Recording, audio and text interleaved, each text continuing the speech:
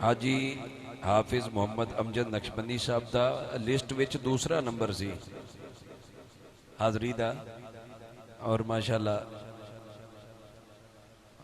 हुण मैं तुहाडे सामने फैसलाबाद तो तशरीफ लियाए चंगी मंदी सजना कोलों सहवारी हो जांदी यार यारां दा गिला नहीं करदे असल परीत जिन्हां दी दुखीए दी गल दुखिया जाने सुखीए नूं की खबरां दुखीए दी गल दुखिया जाने सुखीए नूं की खबरां सज्जण जिन्हां दे मौत ने मारे रोंदे तक तक कबरां मैं नीवा मेरा मुर्शद उच्चा ते मैं उच्चियां दे संग लाई सदके जावां उन्हां उच्चियां तो जिन्हां नीवियां नाल निभाई। मियाँ साहब अपने मुर्शद की कबर ते दाड़ी मुबारक नाल सफाई कर रहे ने कंडा चुबिया लहू निकलिया ते मियाँ साहब अपनी दाड़ी नूं कहंदे ने नारो अड़िए कर्मा सड़िए नारो अड़िए कर्मा सड़िए कर कुछ सबर सुदैने बेपरवाह नाल यारी ला के पैंदे ने दुख सहने। असी अज तुहाडे कोल कल किसी होर शहर टुर जाना है मालक ने साडी ड्यूटी लाई है अबू हुरैरा मेरे भाई बैठे ने इन्होंने भी किसी होर शहर कदी सारे मालक ने।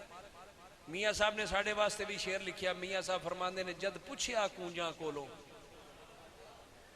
ताड़ी नित परदेस तैयारी या ए ताड़ा शहर कोजा या किसे नाल यारी ते कूंजा ने जवाब दिता ना साडा शहर कोजा ना किसे नाल यारी हर हीले ओ चुगनी पैंदी जड़ी चोग मोला खलारी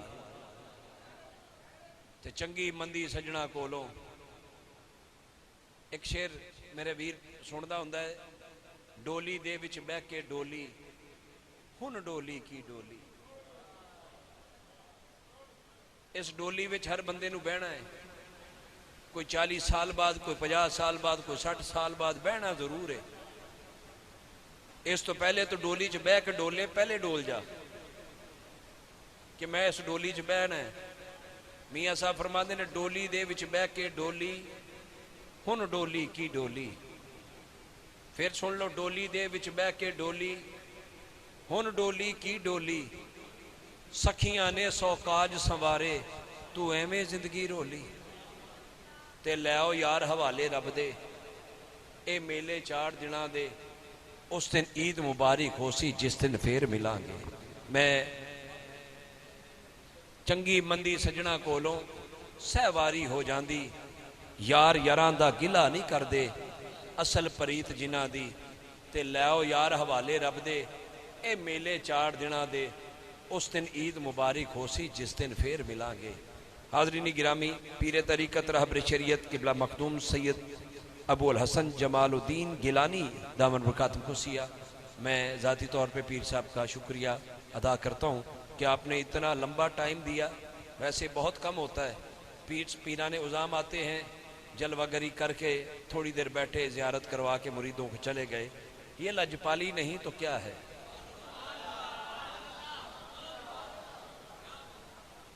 ये लजपाली नहीं तो क्या है जिंदा कोई नहीं बनता उनके साईं ते है ना।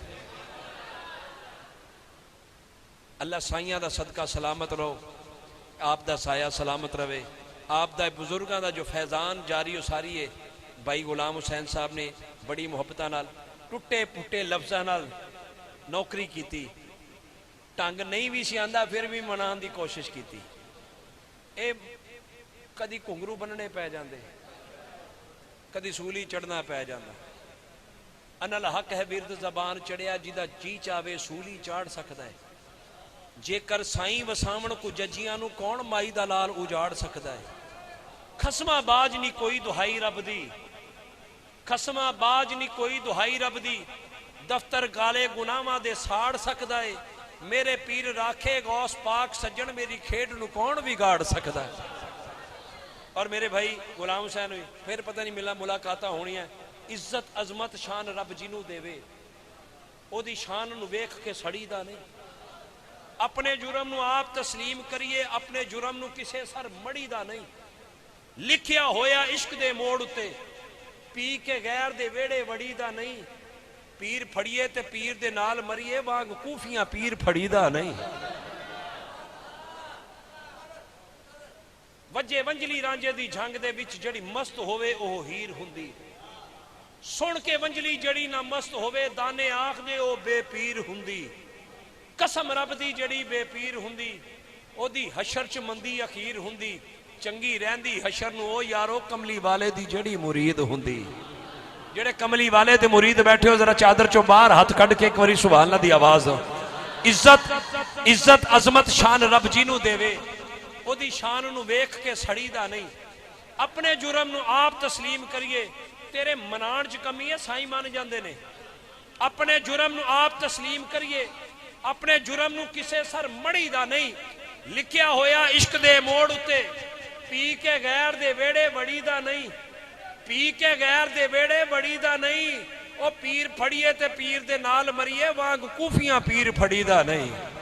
मैं बहुत शुक्रिया पीर साहब तुहाडा ज़ाती तौर पर और मेरे तमाम तर दोस्तों का जिन्होंने मैनू इस नौकरी के काबिल समझिया और कमली वाले का मैं शुक्रगुजार हाँ जिन्होंने अपने मैंबर के काबिल समझिया।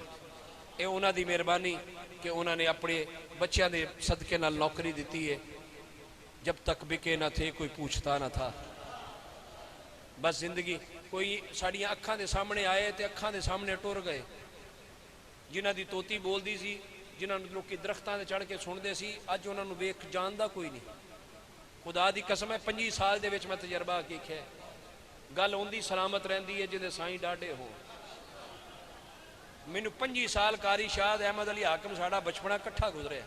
शराफत साहब असीं सैकलों ते भी नाता पढ़ियां मोटरसाइकिलों ते भी गली गली। लेकिन कमली वाले दे बच्चों का करम एक ड्यूटी मालक ने अता की है।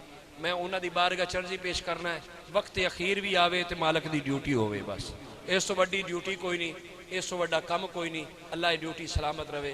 गुलामे अबू हुरैरा मेरे भाई छोटे ने माशाल्लाह कारी शाद महमूद कादरी साहब के अंग विच और अंदाज विच नौकरी पेश करते हैं। मैं अपने वीरां नूं गुजारिश करांगा पहली बारी इस जगह पर मेरे ख्याल च आए ने तो माशाल्लाह बड़ा जौक नाल पढ़ते हैं। मैं उन्होंने गुजारिश करांगा कि माइक ते तशरीफ लियाण और अपनी भाई कादर साहब नूं और गफूर भाई राबते विच रहे। और मैं बंधन मूवी तो भाई फयाज साहब का भी शुक्रिया इरफान साहब का ताहिर साउंड तो भाई ताहिर साहब अल्लाह पाक सलामत रखे। बहुत सोहना ऑपरेट किया है। बाकी कोई आप थकिया होवे तो उनकी मर्जी है तुहाडे प्यार विच कमी कोई नहीं। ये हो जाता है अजकल काम के दिन ने तो उची नीवी हो जाए तो कोई गल नहीं महसूस नहीं करी दी। बाकी जिन्होंने रब इज्जत देवे ला कोई नहीं सकता।